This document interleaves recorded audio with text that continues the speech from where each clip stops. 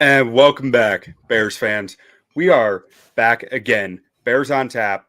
I'm here with the man himself, Juice, and we're coming on a Victory Tuesday. I mean, it's I was about to say Victory Monday, and that just felt weird. Victory Tuesday, but we are here.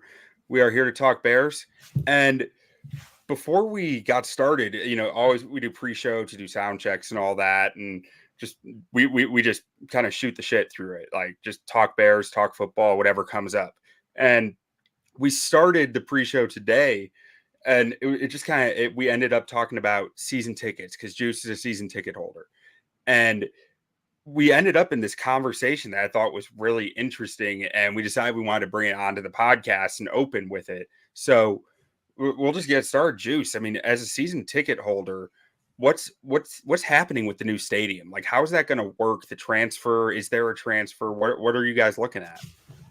So mind you, too, Q, it's a state of confusion too as a season ticket holder right now. There's just not a lot of information out in the field right now on when they're going to build, where they're going to build, what they're going to do, with the stadium. And I think it's been almost kind of interesting how quiet a lot of that has been, since the start of the season. We had a lot of back and forth within, certain towns, putting in their bids per se, their requests to have Soldier Field or new Soldier Field, inside of their town and be a beneficiary of it. But yeah, there's just not a lot of information that they've given us. So it's left a lot of speculation. And I think that's what makes this conversation so interesting.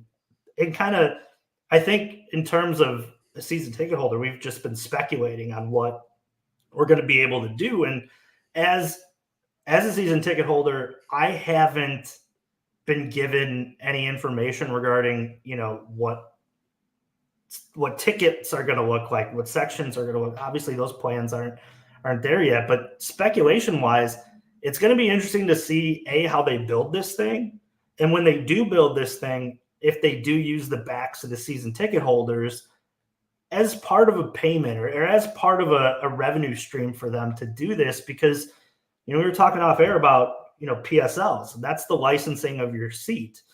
And a lot of these guys at Soldier Field over the course of the years that have been around us have licensed their seats. And what that means is they purchase those 4 seats as their own license. Those are their seats. They technically own the seat within Soldier Field.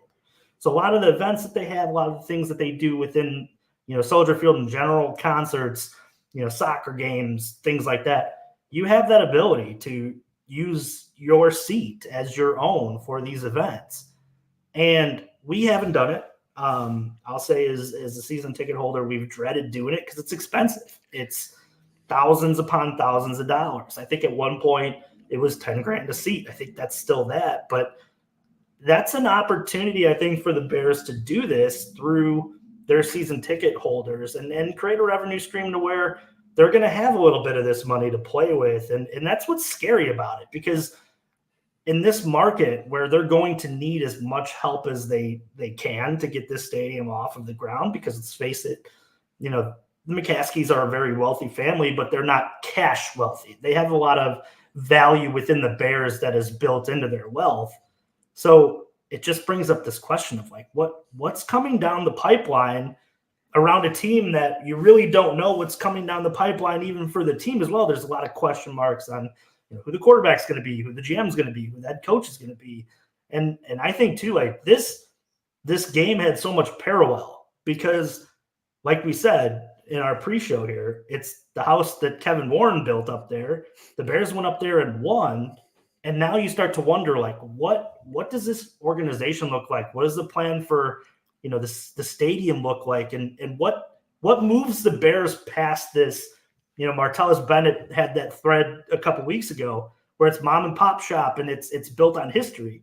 What moves them past here and into the future and being a team that in the NFL, in an NFL franchise that almost sets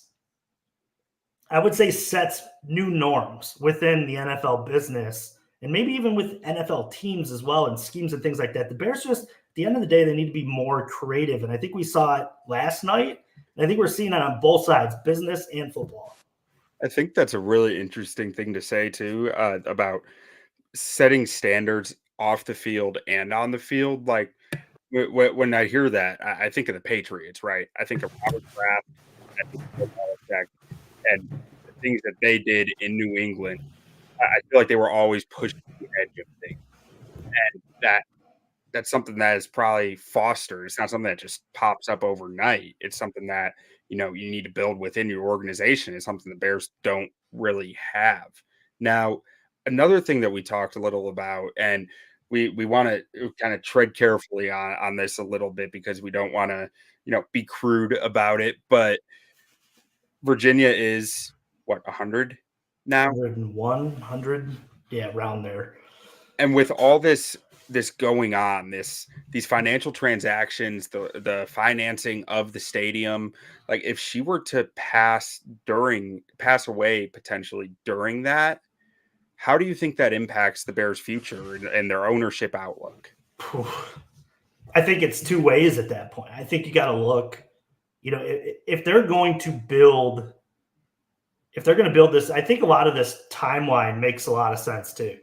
And I don't mean to be, the person who sits here and says, "Yeah, I want Virginia to die." I don't. No, yeah, that's not what we're saying. That's not what we're saying at all. What I'm saying is that, like, yeah, she's getting older, and now the question I think needs to be, thrown in to the question between Bears fans, that are the kids and the family underneath it doing it because they love it? Or are they doing it because she loves it?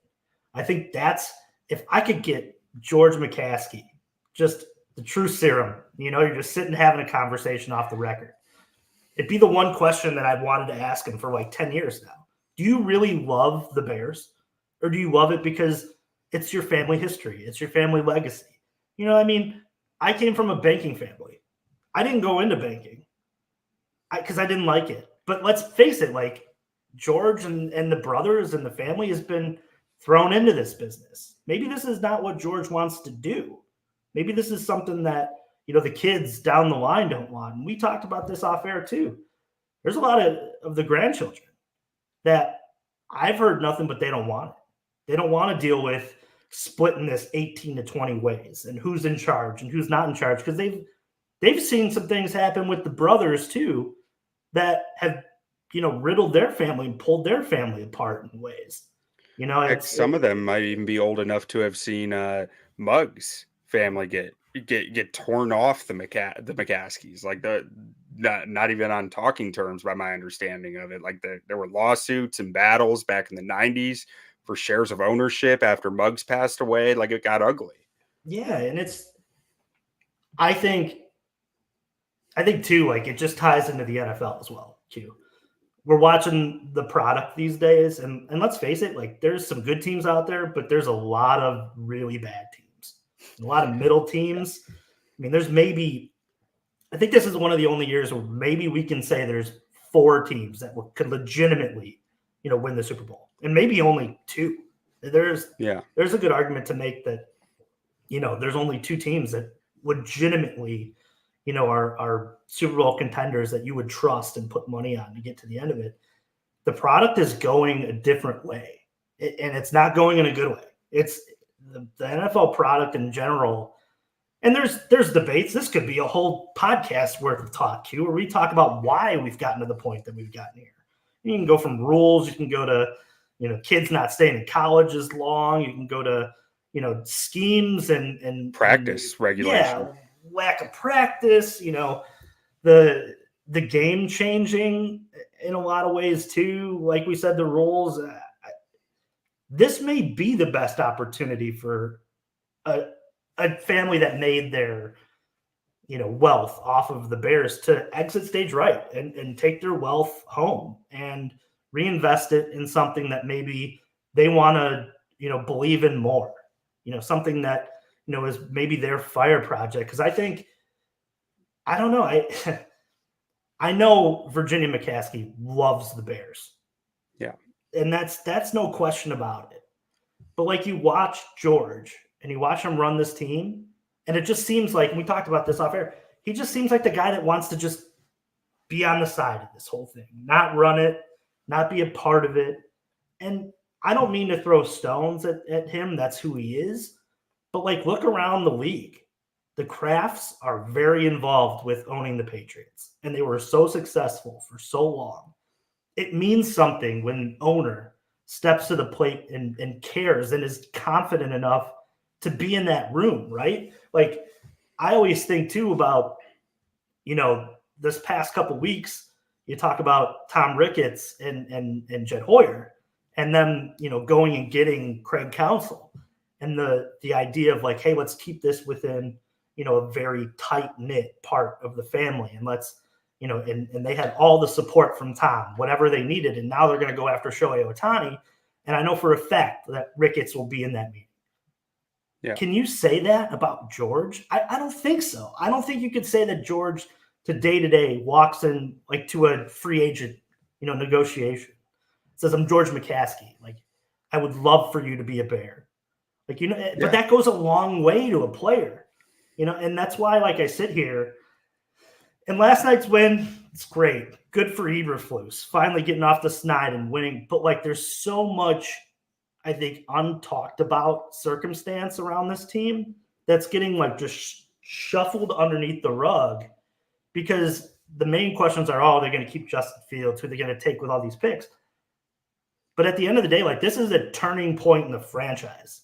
This is a moment where you're going to have a new stadium. You could potentially, with the way that NFL is going and the way the stadium is going to cost, to have a new ownership group. It's a historic franchise that I just wonder, like, is it historic to the kids? Is it historic to George and the family as much as it's historic to Virginia? And like that's the question that, like, I hope Bears fans too, underneath all these questions, are asking the same thing, because we're going towards, in my opinion, a change. I think we are, because we were talking about it. I truly think that there's times to sell, and you could really make the argument that this is the best time to sell if you're a McCaskey.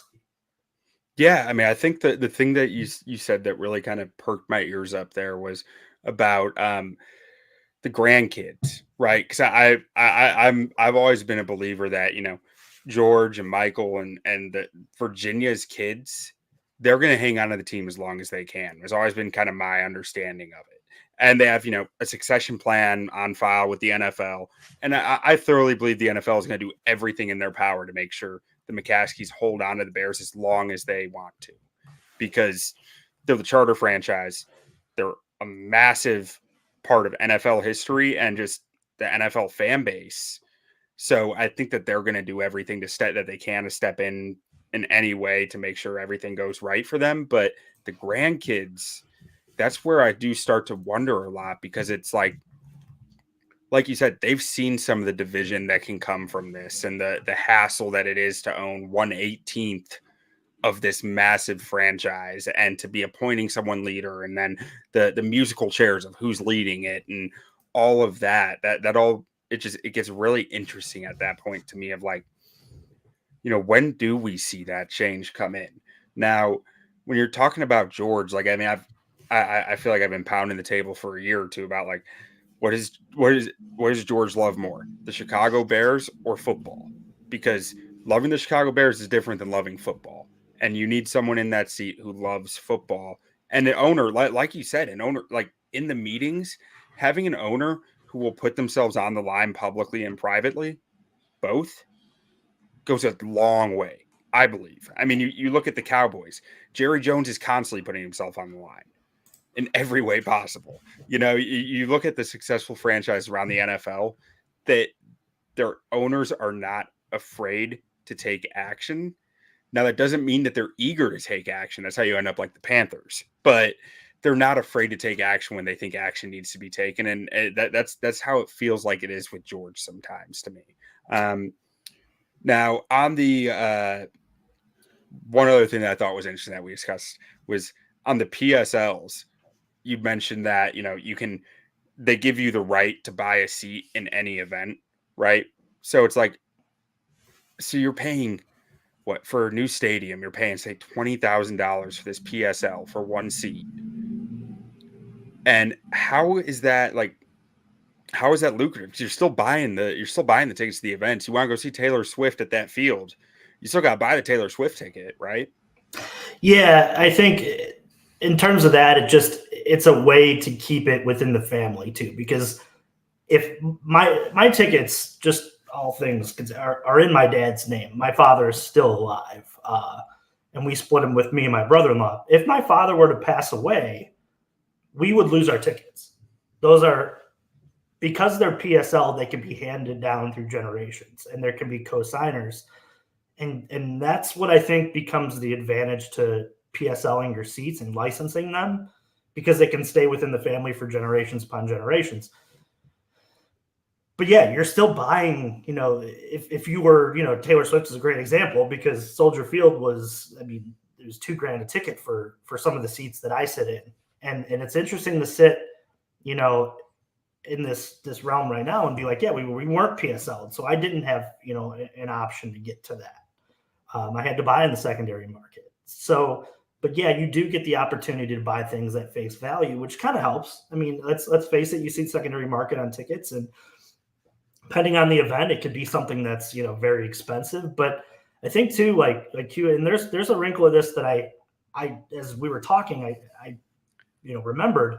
Tim Ryan is also a minority owner of this team. He owns 17.7% of the Bears, and he's a billionaire. He's a guy who has worked his way as an American businessman and has the backing and has the capital. I wonder what his role in all of this is and what he foresees. Does he love it?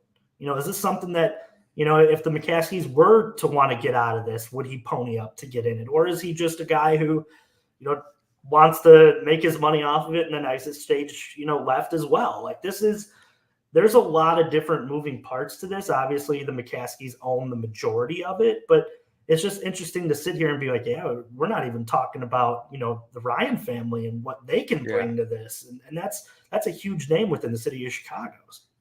I believe I've read in the past that Tim Ryan, because he's like 90 by now, right? Mm-hmm. But I believe I've read before that him and his two sons are like in a good spot where if they were given the opportunity to buy the Bears, they would do it, and the sons would kind of run the operation. I'd need to double check what I read and where I read it and what the sources were, but I believe that I've read that before, and that really, because I think his sons are around like 50 maybe, yeah, and I believe they're all big Bears fans, and I mean, really, you're looking at that. If it's the grandkid way, you only need 3 grandkids. If it's 1/18th, right? He's already got 18%. I mean, or maybe more than 3. Maybe it's like 5.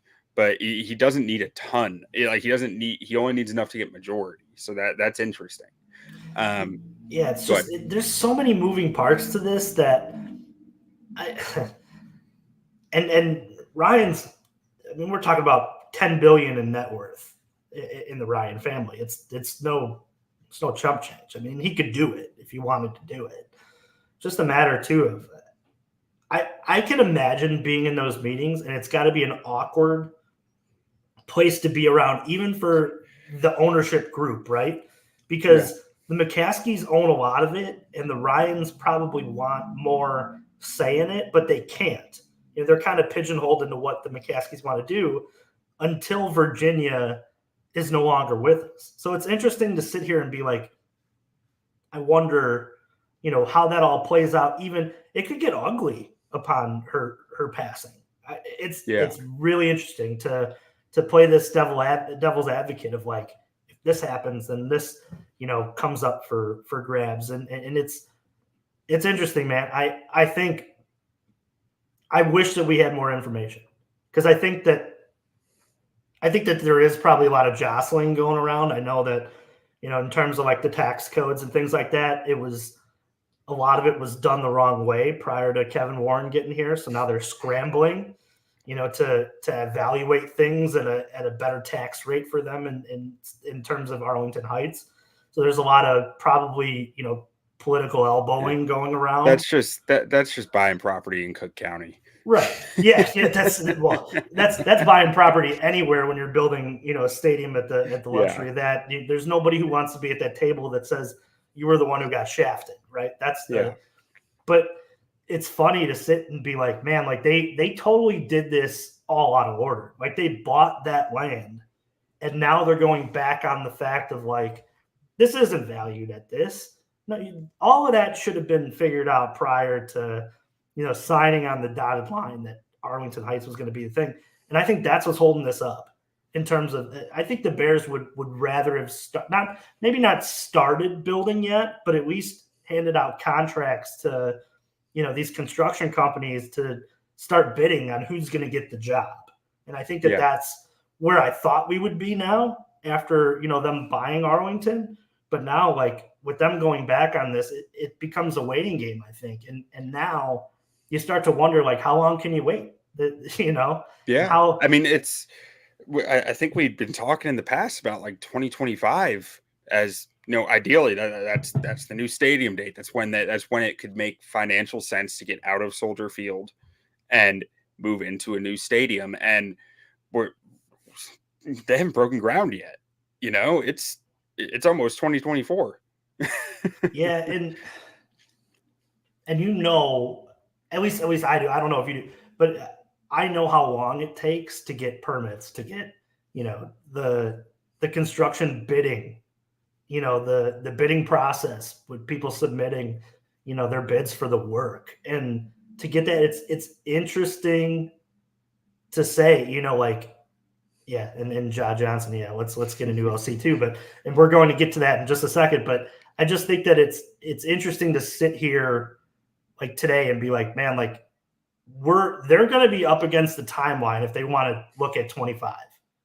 I think now we're at a dangerous point to where like they have to get something done soon because the building process is not quick on something that large. It's just not.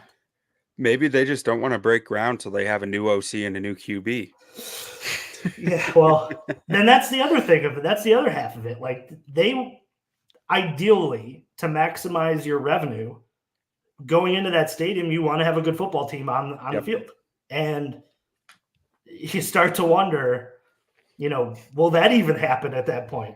Considering that where they're at, and the success that they've had with, drafting quarterbacks and picking head coaches and offensive coordinators. And, it's just funny to sit here today and be like, yeah, are they going to keep Justin Fields? Yeah, that's the argument. But there's so much culture on the back end of this that I think is either built or lost based on how this stadium project's gone. And I'm glad we got a second to just talk about it because it's been something that's eaten at me and somebody who, has sat as a season ticket holder in Soldier Field for 22 years now with my dad.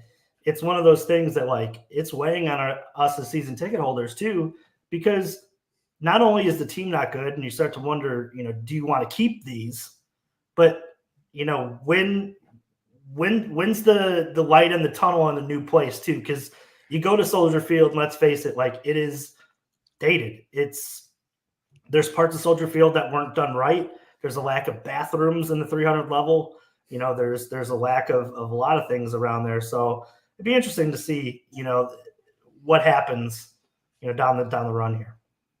So, quick note from our friend Scott from Iowa: 4-4 the last 8 games for the Bears, and then friend of the show, Ja Johnson. No QB drafted or in the league would be successful while throwing 80% screens. So I think this is a sign that we should probably get to the game. Yeah. We should. After 24 minutes of talking stadium, it'd be interesting to see. Wait, here you go. Here's a season ticket question from Scott. As a season ticket holder, is there a location they could move to that would want to give up your season tickets? Location as of like a different section with like a location where the stadium like a city, would be. I think. Yeah. No, as somebody who lives in the south suburbs, getting to Soldier Field and getting to Arlington Heights for me is going to be the same. Getting to Naperville, probably a little closer. If they go all the way up to like Lake Forest area, yeah, count me out. but I don't foresee that.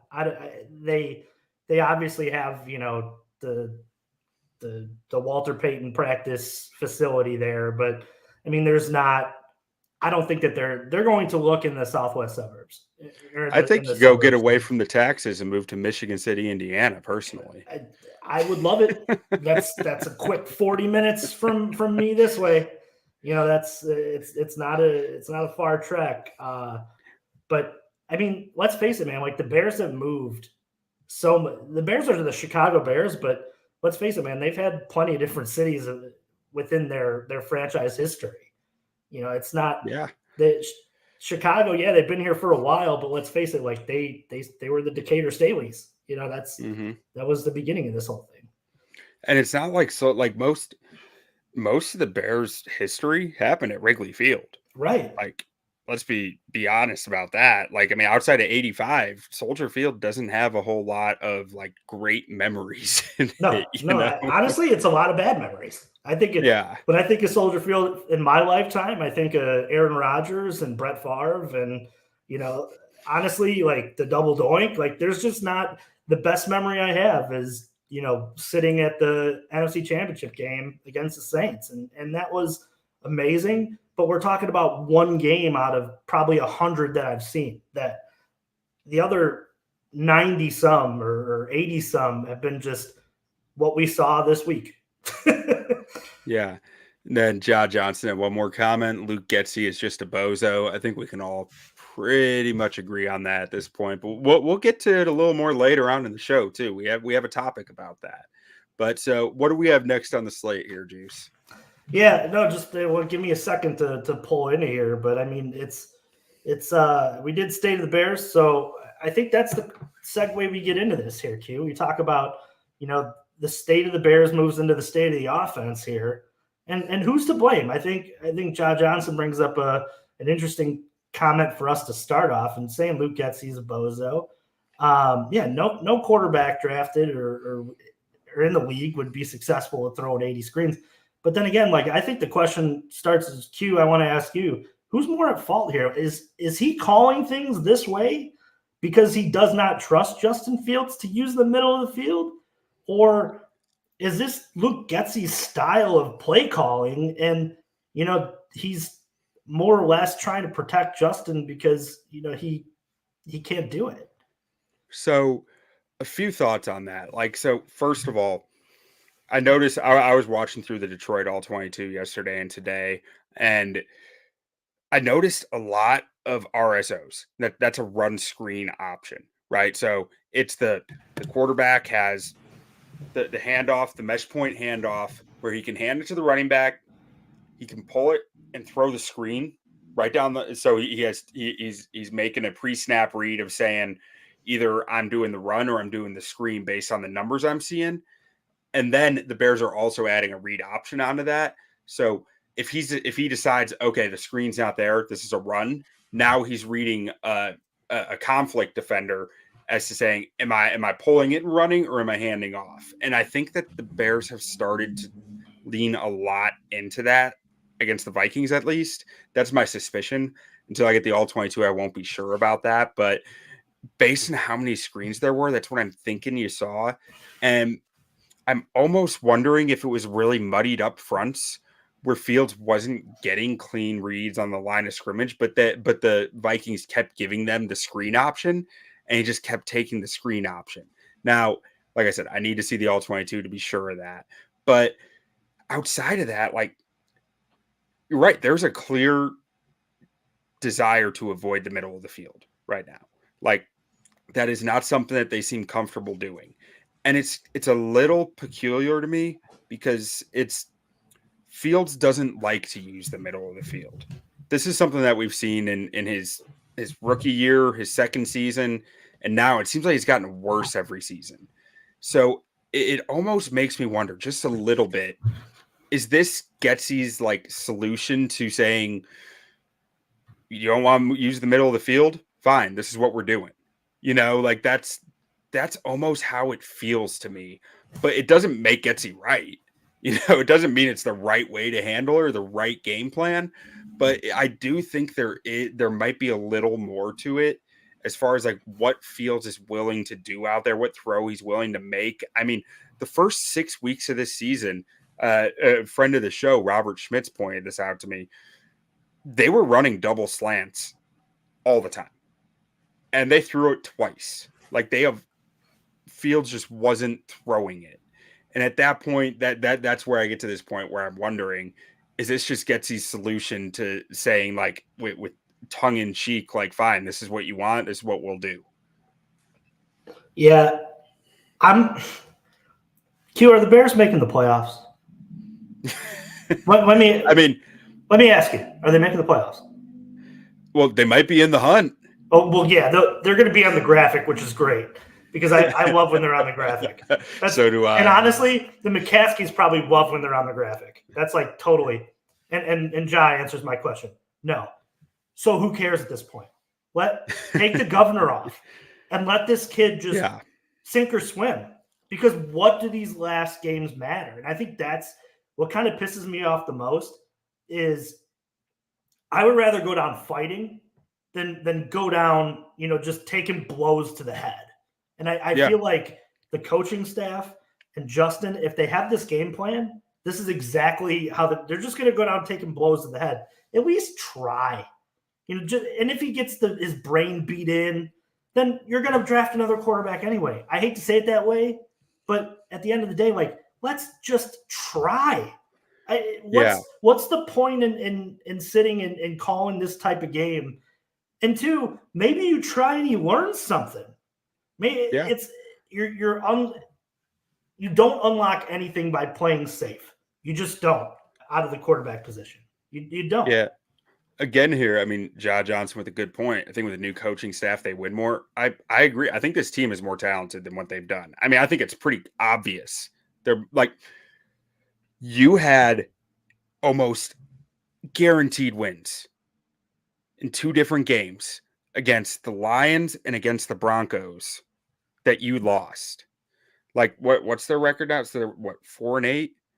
Instead, you're sitting at 6-6. Yeah, I mean, that's a huge difference. Like especially in this league when it's so average. And when you're blowing leads like that, coaching is playing a factor. Like, it just is. And to your point about, like, why not take the governor off? One thing I think really anyone watching the Bears offense the rest of the season, keep this in mind. Luke Getsy is coaching in a way that he can justify to employers next year. Sure. He can look at it and say, well, yeah, my quarterback wouldn't do this. So what do you want? Like, what do you expect me to do? He wouldn't do this. I had to find a way to move the football. That's what I think we're seeing. And you would know more about this in terms of like the history of like from coaches going from being an offensive coordinator to trying to find another job. Do you think that like any of that play calling negates him finding a job as a quarterback's coach anywhere? Because let's face it, like if he's fired from this, he's probably not getting another offensive coordinator job unless someone truly like looks at him and thinks he's, the next, great play caller. But like, I just don't see where him calling the game a certain way really impacts if he's going to find a job or not. I think he's more well respected around the league to where if he hits, he's going to find somewhere to be. And it may not be at a tier that he's at right now as offensive coordinator, but maybe he gets into a set like where Matt Nagy, gets in as a quarterback's coach and then within a year can work himself back into calling plays again. I just don't see how like calling the game any differently justifies it any better to anybody else, because anybody who watches the game, if he were to open it up and Justin's thrown around the middle of the field and he's throwing picks, would go, well, at least they're throwing concepts out there that matter. It's those types of things that like if I'm Getsy, I'm like, I'm just going to call it the way that I think an offense should look. And then after that, I'm going to try to, and Nagy obviously destroying the Chiefs offense. But with that said, I'm just calling it in a way that I want offense to look and going, listen, this is what I want it to look like, but my quarterback couldn't do it. I'm not coaching it in a way that I feel I'm only coaching to what he can do. Because in the end, what they did on yesterday night to me just made Getsy look bad. I don't think it made Justin look bad. I think it You know made what they Getsy did? look horrible. They won. And in Yeah, the words of Herm Edwards, you play to win the game. just And I win, think baby. that's something else to keep in mind here. Football coaches are wired different. Football players are wired different. These, like, you ask any coach on this staff, they very well might tell you, yeah, we're going to win every game the rest of the way. What else? Like, what? It's our only option. Of course, it's what we're going to do. Like, that's so there's also that aspect of it that they're going to coach to win, I think. And I don't think that's going to happen. I do think Getsy is more to blame than Fields with this stuff, much more to blame. But I'm just trying to put the glasses on and see it through their eyes of like, why would they be doing this? I like to operate under the assumption that people are reasonable. And like when stuff stops looking reasonable, I like to change my outlook a little bit and try to understand it. Yeah, I love this comment right here from Brad. Won't happen, but fire Getsy this bye week. Get a new play caller the rest of the season to see if JF1 thrives more. You want to go back to talking about organizational change. The problem with this comment is that the Bears hire one idiot, and I tweeted this out the other day while I was watching the game. The Bears hire one idiot. That one idiot hires all his friends who are idiots, and then there's nobody to fill the gap. If you look through this Bears staff, I find it very difficult to find one coach, and maybe I'm wrong, that an NFL team would look at and go, yeah, we need him on our staff. There's just not a lot there's just no depth. Want to talk about, I think Chinoco came highly regarded, but that was it. Yeah, I mean, that's how you win, right? You bring smart people who challenge other smart people in the roles that matter. But the problem is that there's nobody to challenge Eberflus. There's nobody to challenge Getsy. These guys are happy. To me, these two are happy to have their own jobs. That's just my opinion. I think the O-line coach, Chris Morgan, has had some pretty solid tenures as well and is pretty respected. But if I'm being honest, Getsy's pretty good in the run game. Yeah. Like, he gets too cute and he tries to do stupid things sometimes. But all in all, he understands the run game pretty well and he designs it up pretty well. And to me, that's something an O-line coach vibes pretty well with. Like, that's something that's not the guy challenging you. It's where's the wide receiver coach challenging them? And there are times where I wish the O-line coach was challenging him more when he wants to line up Darnell Wright next to Braxton Jones on the left side and have them pull over to the right while the run's going to the left. And I'm just like, what are we doing? And then you do it on play action and there's an unblocked defensive end coming straight at the quarterback. It's like, what are we doing here? You just want to put your head in your hands and cry because it's like, that is the most illogical thing I've ever seen because if you don't trick them, you're screwed. That's my funniest part of watching Q School is to sit there and go, anytime that JT goes, nobody in the NFL does this. Why are they doing this? And it's my drinking game. I'll sit down with a beer. I'll watch the all 22 with him. That's my drinking game.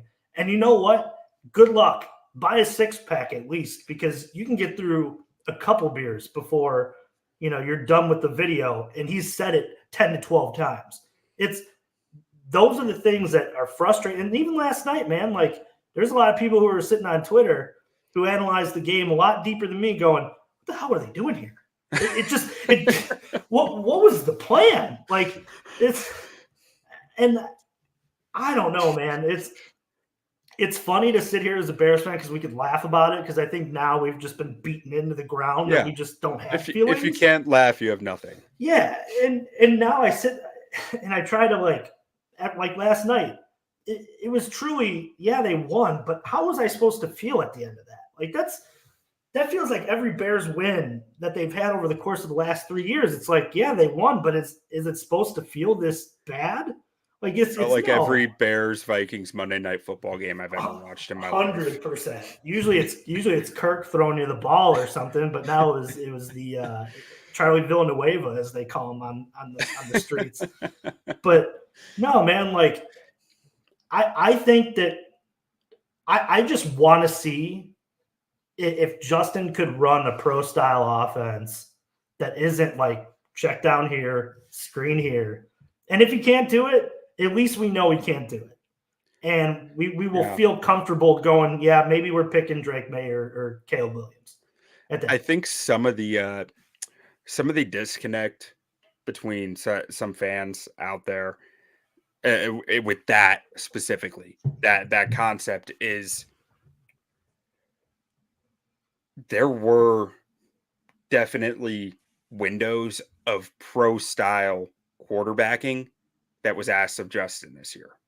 Sure. And they did not look good like that. So that's the belief that existed, that happened, and that it was that Fields wasn't the solution. He was the problem in those moments. Mm-hmm.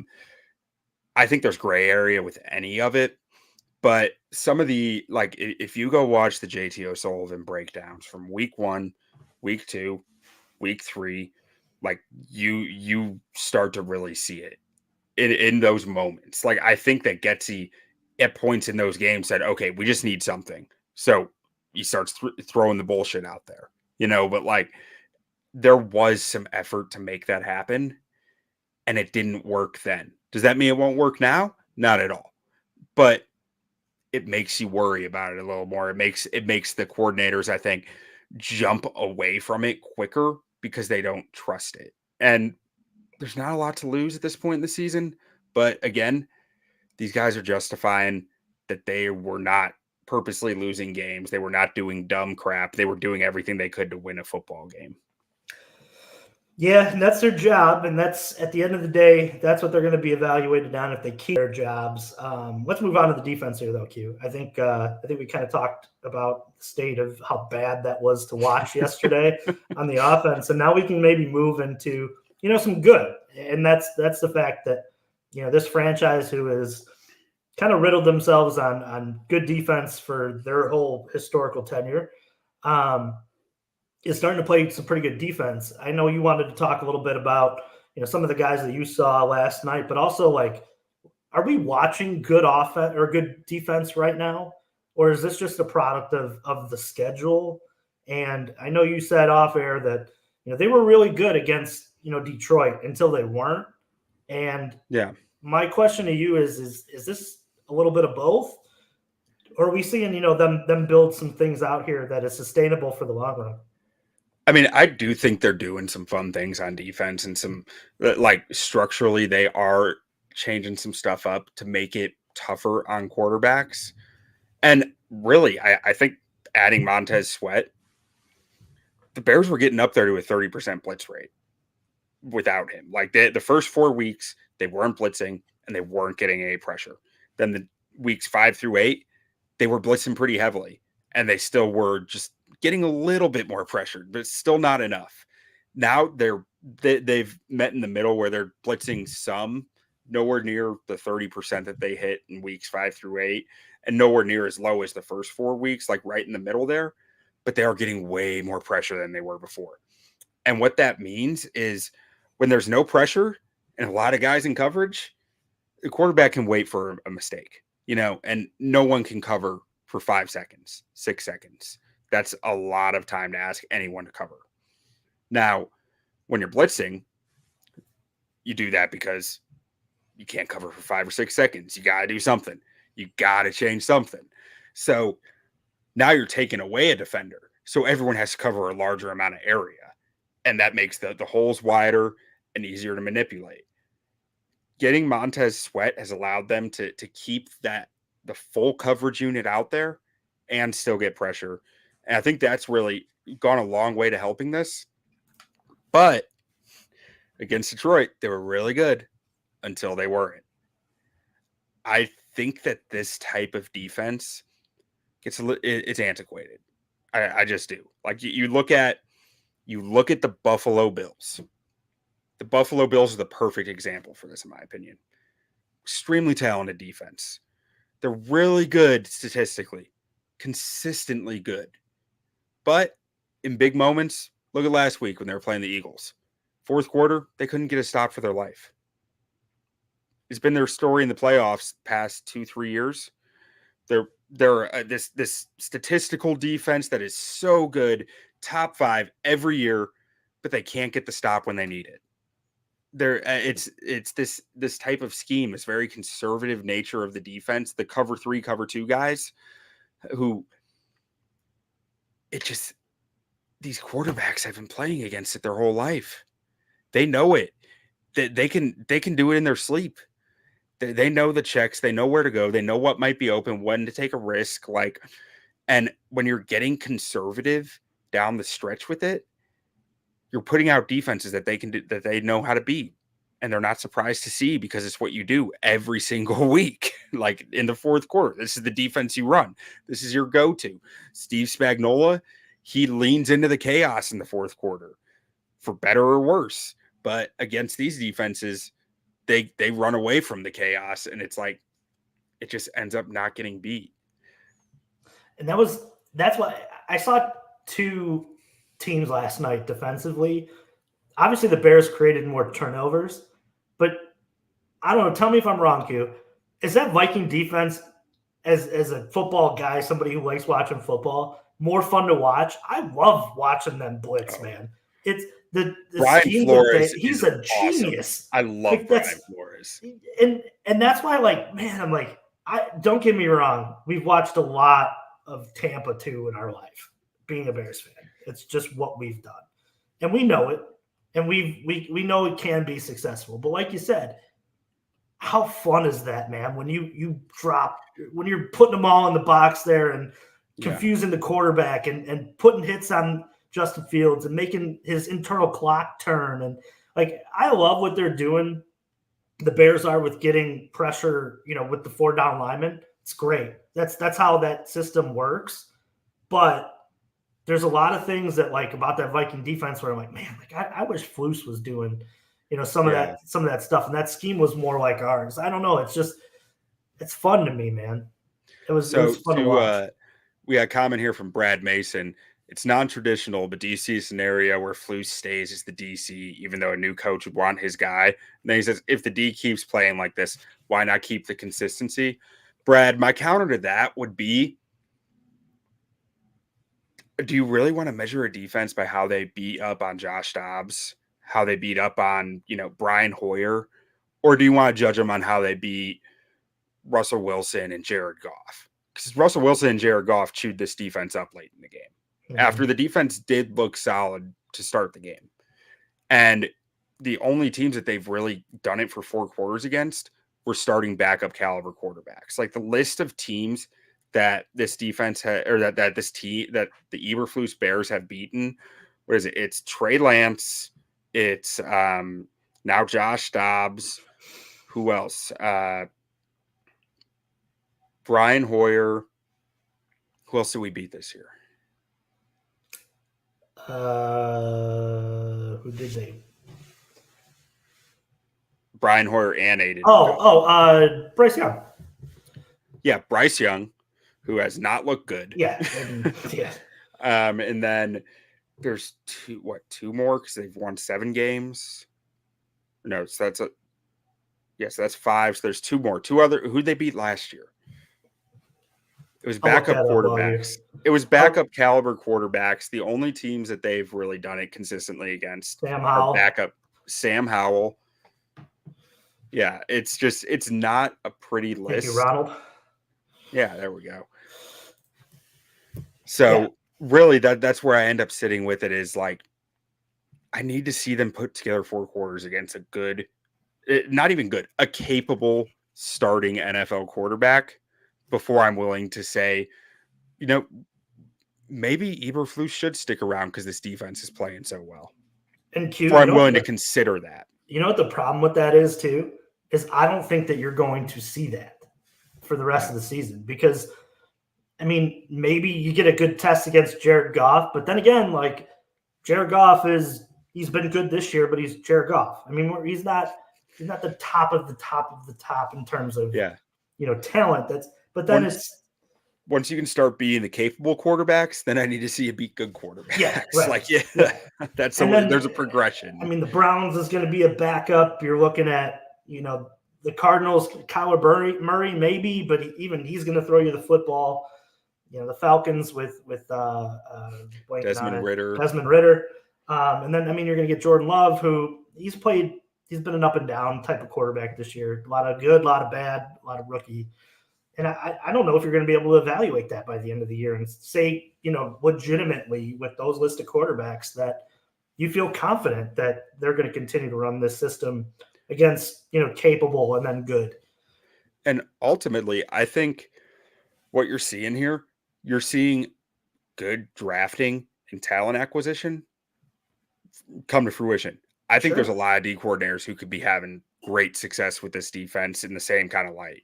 Like Ejiro Evero, he's probably not going to be with the Panthers next year. I would love if you went and got a guy like that. Or say that the Saints missed the playoffs and they want to change. You have a chance to go get Dennis Allen to run this defense. I am here for that. Like, there are going to be names available, I hope. Like, Dennis Allen might be a bit more of a pipe dream. But I think Evero is going to be a guy who you're going to have a chance to go bring onto your team. I think that is about as good a name as you can find. Yeah, and I think too, like, I mean, just I don't think Flus is even going to entertain that to move to defensive coordinator, even if that were the case. But if you're getting a new head coach, you're probably going back the other way towards an offensive style head coach to go maybe with a rookie quarterback, and you're looking more maybe down the road of adding, the defensive coordinator to where you don't have to worry about your good OC walking out the door and getting a job somewhere else. Obviously, that's a good problem to have. We've never had that problem for the most part.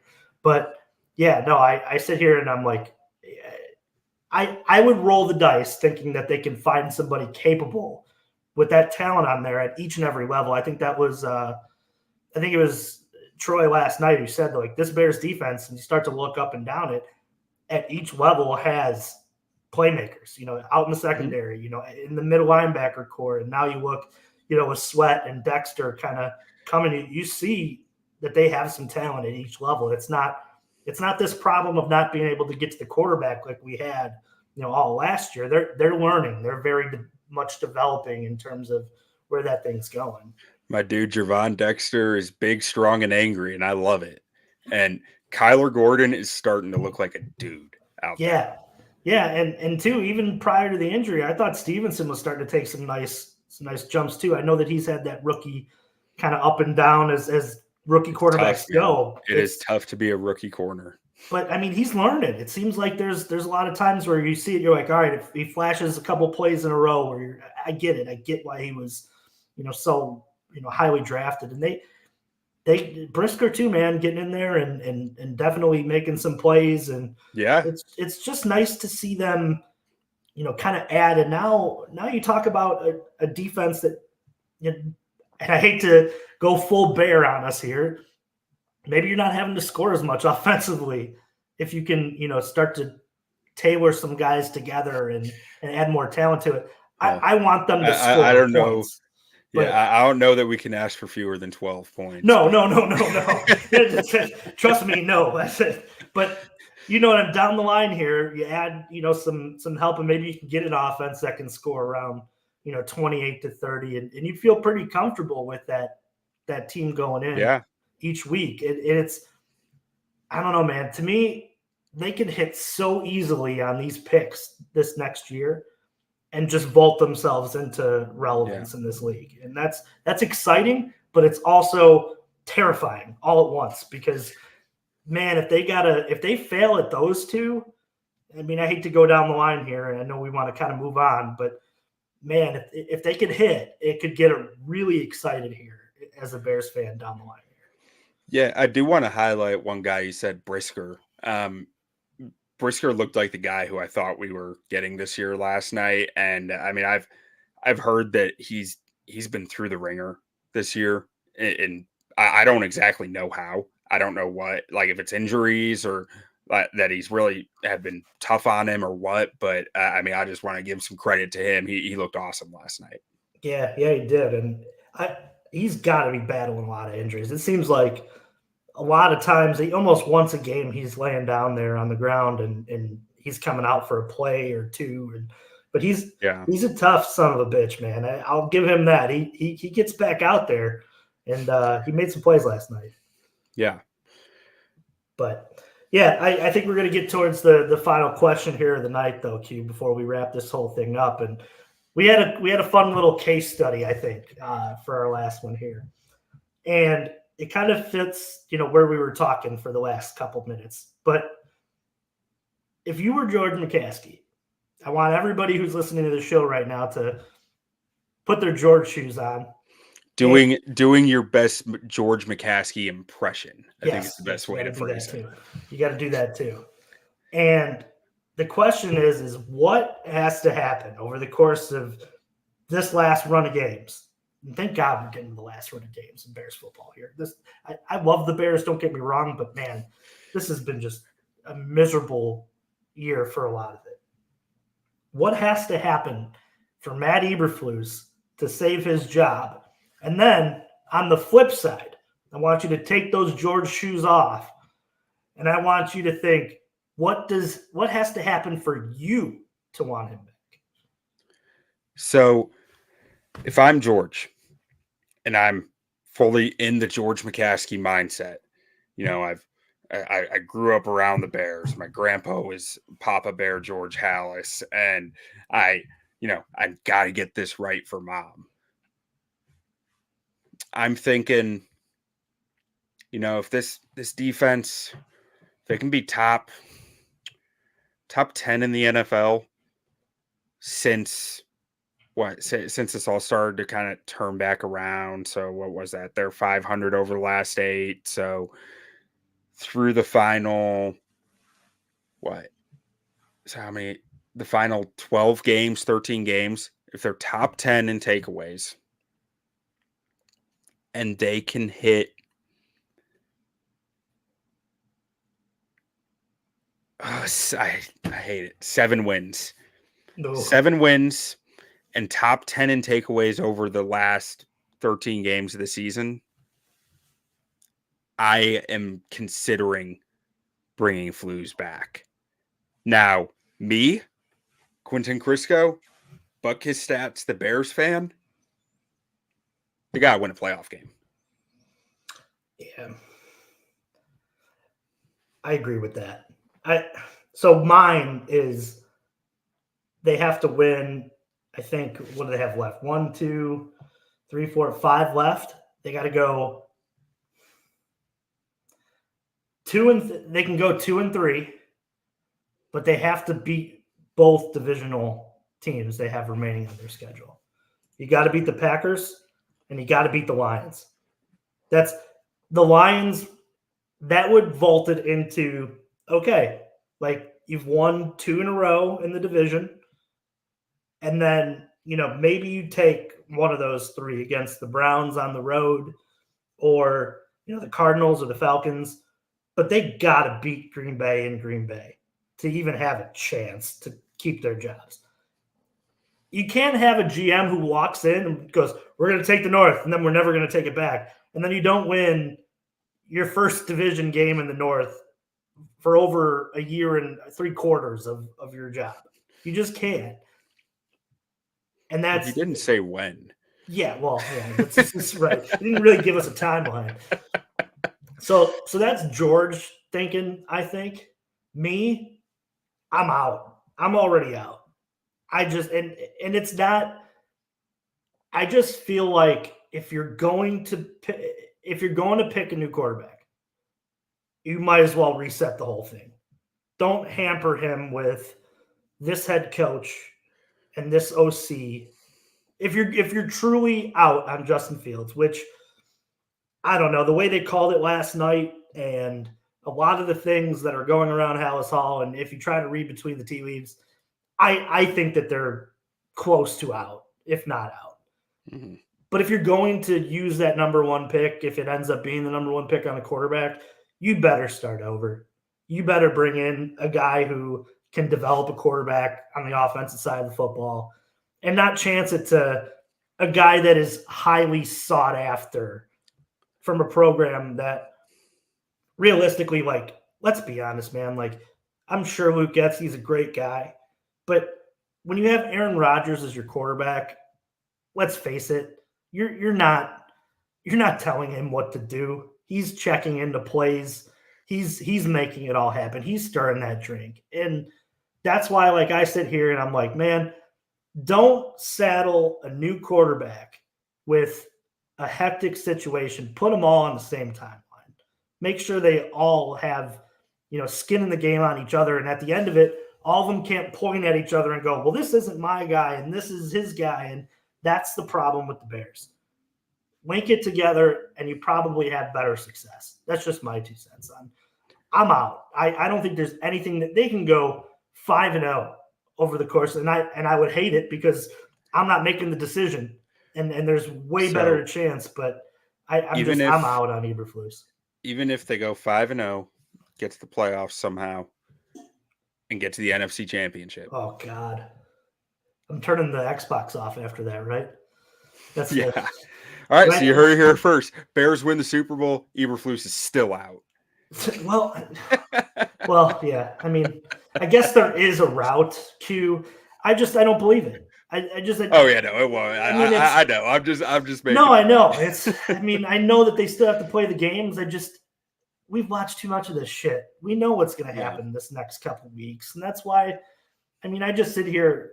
I feel bad, and I feel bad for Justin. At the end of the day, I don't think. One, I root for him. He seems like a stand-up dude. He seems like somebody who faces the music, who wants to learn, who wants to be better. But I feel like so many possible, question marks before him in terms of development at the quarterback position, the Bears just fail at doing that. And that's why at the end of the day, I want a new coach because I want them to identify with Kevin Warren somebody that they can trust to go, we just brought this new guy in. He's got to succeed. What do we got to do to get him there? And let's do whatever needs to be that. I don't want another situation either where Justin Fields, where he's being thrown in too early and he's getting his brain beat in like he did against Cleveland, 2 years ago. That maybe that halts his development. Do it right. If it makes it where you got to bring in a bridge quarterback and I got to suffer under a Ryan Tannehill for a year, I'll do it. If it means the light at the end of the tunnel means that we're going to have somebody like Patrick Mahomes and that's the development that needs to happen, do it that way. Because honestly, that's way more valuable than throwing them into the fire right away and seeing some mixed returns that possibly could ruin a quarterback. I think this is the best way I've found to put it.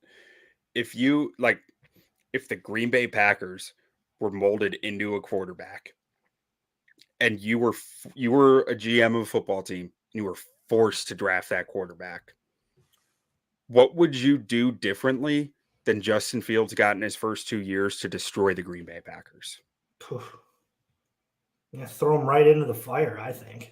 There's not much that you do differently than what the Bears did to Justin Fields to ruin a young quarterback. It was the textbook.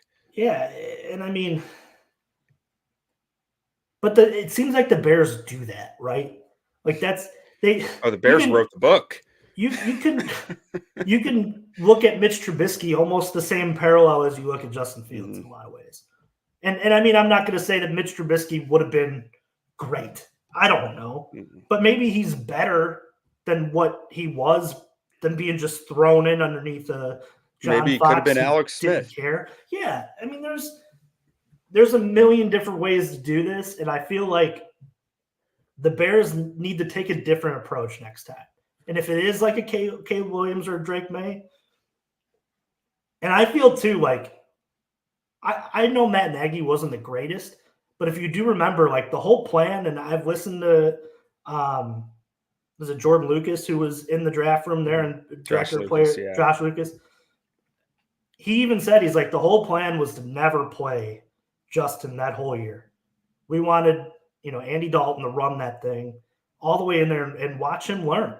And honestly, maybe that's the way to do it. Maybe it is. I don't think it's that black and white either. Like, I think because I was a big proponent of you don't get better sitting on the bench. Like, unless you have something like Aaron Rodgers completely reworked his throwing mechanics. And any quarterback coach will tell you at that stage in your career, you don't mess with the waist up. So, like, that was a huge project that he went through. And I really don't think that sitting is just a benchmark rule of going to help anybody. I think it's just going to get in the way of them becoming what they're going to become more often than not. But when your team is so poorly built, playing too early I think can hurt. So like next year, I think the Bears are going to be in a really good spot to start a rookie from day one. I think the thing to do when your team meets the thresholds of good enough, start them day one over and over and over because they have the infrastructure to find those answers, to learn from it and succeed. It's when the infrastructure to help them get those answers is not there.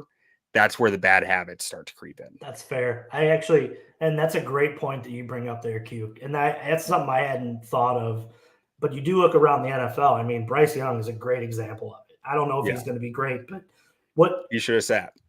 Yeah, what do you That really team have is missing way too much. You don't have anything to work with, and that's where bad habits get built. And yeah, maybe the parallels are with Fields and with Mitch because the teams were so bad going into that. And realistically, when you look back, and maybe that's why it feels so close to home there when we watch Justin. But I root for Justin, man. I really hope he goes somewhere else and succeeds. Absolutely. And, the Bears can find their way, but I don't know. I'm not gonna write it out yet. There's still games to be played, but man, it really doesn't feel like this thing's trending in the way that we're gonna see Justin Fields as the number one quarterback next year. It just really doesn't.